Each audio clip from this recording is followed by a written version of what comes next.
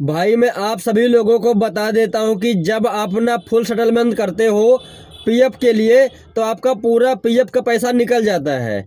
इसके बाद बचता है आपका पेंशन, जो कंट्रीब्यूटेशन होता है, पेंशन जो होता है, जो अंशदान होता है, वो अब जब फॉर्म 10C अप्लाई करते हो, only pension withdrawal form 10C, वो जो है आपको पैसा पूरा नहीं देते हैं। आपका होता है 10,000 रुपये, वो भेज देते हैं 2,000 रुपये। अगर मान लिया आपका पेंशन जो है 50,000 है, भेज देते हैं 5,000 रुपये। इस अवस्था में जो भी काम करता है पीएफ का, उसके ऊपर भारी ज़्यादा प्रभाव पड़ जाता है। जो कस्टमर काम कराने आता है वो ये कहता है कि भाई आपने हमारे साथ धोखाधड़ी करी है और आपने जो है हमारा पीएफ का जो पेंशन है वो कम निकाला है, या फिर आपने पूरा निकाल लिया है, हमको थोड़ा भेजा है, आपने पूरा पैसा ले लिया है। तो भाई ऐसा कुछ नहीं होता है। ईपीएफ का जो पैसा रहता है वो जिसका पीएफ अकाउंट होता है उसी के अकाउंट में पैसा जाता है और दूसरे अकाउंट में नहीं जा सकता। भाई ये आप लोग गलत फहमी जो आपके दिमाग में चल रही है इसको निकाल दो। पेंशन आपका जो कम आता है, उस पेंशन कम आने का रीजन जो होता है, जो पीएफ ऑफिस में जो कैलकुलेट करते हैं पेंशन को, वो लोग गलती करते हैं। उनके मन में जो आता है वही पेंशन भेज देते हैं। पीएफ जो रहता है वो तो टोटल भेज देते हैं। पेंशन की बात जब आती है तो पेंशन निकालने के टाइम पर जब क्लेम करते हो only pension withdrawal form 10C, तो उसमें जो उनकी मर्जी होती है वो वही भेज देते हैं।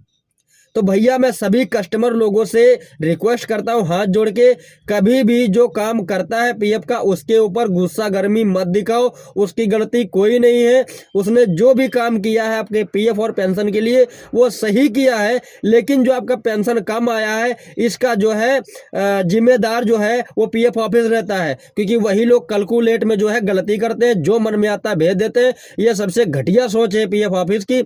मैं पीएफ ऑफिस से भी हाथ जोड़ के रिक्वेस्ट करता हूँ कि वो सभी लोग अगर ऐसा काम कर रहे हैं तो प्लीज वो रिमार्क में लिख के दे दिया करें या नोट में लिख के दे दिया करें कि भाई हमने इसलिए आपका पैसा इतना कम भेजा है और ये प्रॉब्लम है।